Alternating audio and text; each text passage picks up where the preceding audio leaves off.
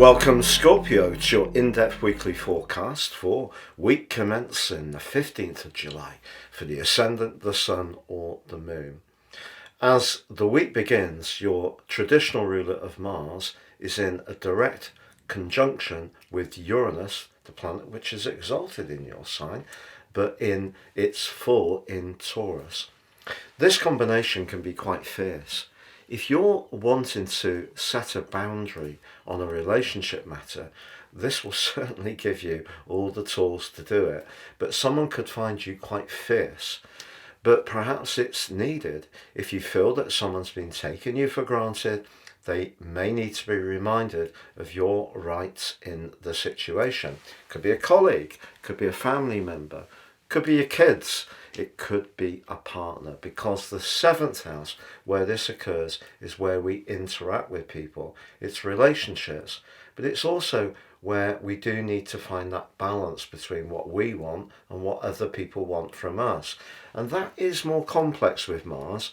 So the trick here is not to be over assertive in order to get your rights recognized.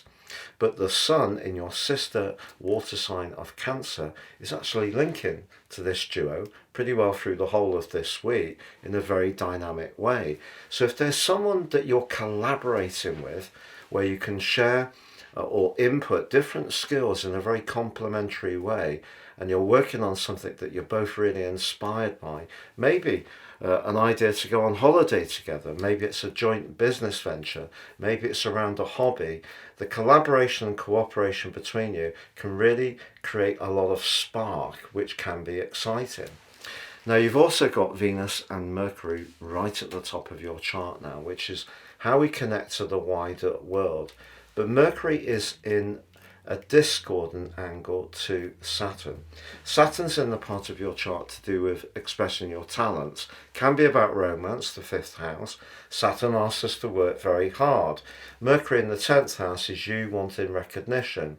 It may feel that you're not quite getting the attention or the deserved awareness of your skills that you want, but try to stay patient, because as the week goes on, Venus, which can of course be very much to do with charm, forges a brilliant link to Jupiter, the planet of fortune. And that mixture of being clear about what you will and won't do, but also being prepared to collaborate and cooperate, but also using the extra luster that Venus in the 10th house can give you in terms of elevating your abilities is something that really can be a winning formula. Now we have a second consecutive full moon as this week draws to a close, which goes across two areas of your chart that's very much to do with communication.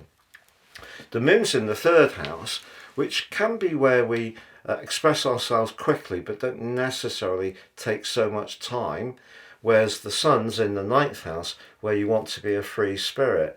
But Mars, your traditional ruler, joins in on this event in a very constructive way.